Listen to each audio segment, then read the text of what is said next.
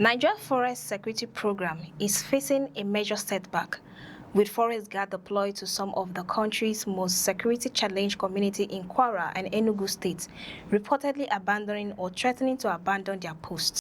The guards allege that they have been left without regular salaries and allowances, adequate food, proper welfare, and sufficient weapons, despite being deployed to confront terrorists, bandits, kidnappers, and other armed criminals.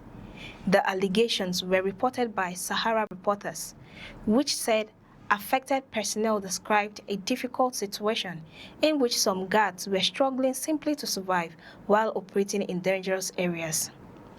In Kwara State, several guards deployed across Kaima, Patigi, and Edu local government areas have reportedly started leaving their deployment locations and returning towards their bases.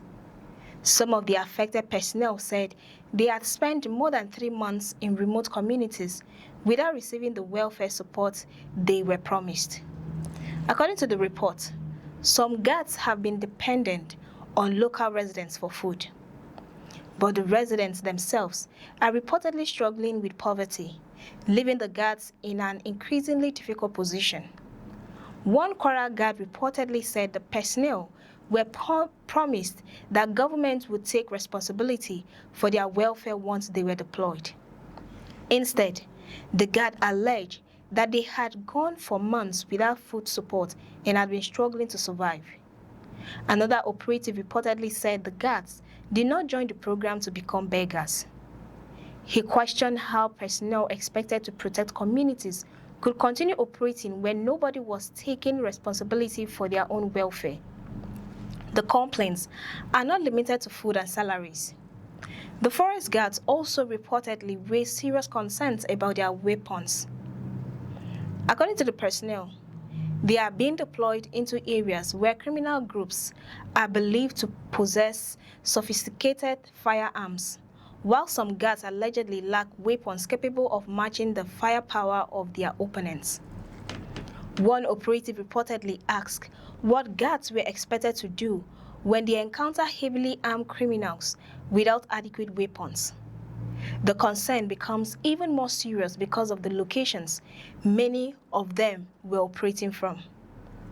Forest guards are often expected to enter remote forests and gather intelligence or confront criminal groups in areas where conventional security forces may not be able to respond immediately. One guard reportedly questioned who would come quickly to rescue them if they were attacked deep inside the forest. The situation is reportedly similar in Enugu State. Some recently recruited forest guards there allege that they have worked for months without receiving salaries or allowances. Sahara reporters reported that some personnel claim they have been working in communities and local government areas since November 2025 without receiving expected payments. Some guards who underwent national training also reportedly said they were owed allowances for more than 4 months. The personnel are said to be involved in joint security operations alongside the military police, civil defense, and neighborhood watch groups. Some have reportedly been deployed to Isi-Uzo local government area, an area described by the guards as facing serious security challenges. The uncertainty surrounding their salaries and employment arrangements has reportedly created additional frustration. Some of the personnel were initially recruited as volunteers and were allegedly promised that they will eventually be regularized and placed on the government payroll.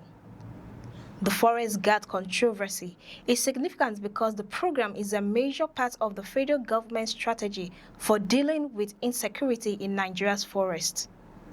President Bola Tinubu previously authorized the deployment of trained forest guards to flush terrorists and bandits out of forest areas. The federal government has also announced the training and deployment of thousands of forest guards across several frontline states. The initiative is intended to provide greater security coverage in remote areas where terrorists, bandits, kidnappers, and other criminal groups are believed to operate. But the latest allegations raises questions about whether the program is receiving the financial and logistical support required to function effectively. There is also the issue of the dangers faced by the guards themselves. Forest guards are being placed in areas where armed criminal groups operate, meaning that inadequate weapons and poor welfare could expose them to serious risk. In Kwara, previous attacks have reportedly resulted in the deaths of forest guards and vigilantes. The personnel therefore argue that recruitment and deployment alone cannot solve the security problem. They want the government to provide the resources required to keep them in the field. One operative reportedly stressed that the guards were not saying they did not want to work. Their demand, according to the report, is that government should provide food, pay them properly, and equip them with weapons appropriate for the threats they face. Another guard warned that deploying personnel without adequate welfare and weapons could endanger not only the guards, but also the communities they are expected to protect. If forest guards continue abandoning their posts, security gaps will emerge across remote communities and forest corridors. Those gaps could potentially be exploited by criminal groups seeking safe areas from which to operate. At the same time, the allegations remain allegations.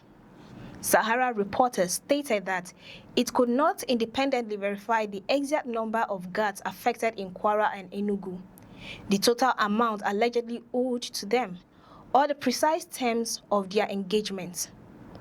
The report also said efforts to obtain a response from the Enugu State Forest Guards commander were unsuccessful, while the Enugu State government had not publicly responded to the allegations at the time of reporting. That leaves several important questions for the authorities. Are the forest guards being paid as promised? Why are personnel allegedly spending months without adequate welfare? Are they sufficiently armed for the dangerous environments where they have been deployed? And who is responsible for ensuring that guards operating deep inside forest can receive immediate assistance if they come under attack? The answers could determine whether the Forest Guards initiative becomes an effective additional layer of Nigeria's security architecture or struggles because of the same funding, equipment, and welfare challenge that have affected other security operations.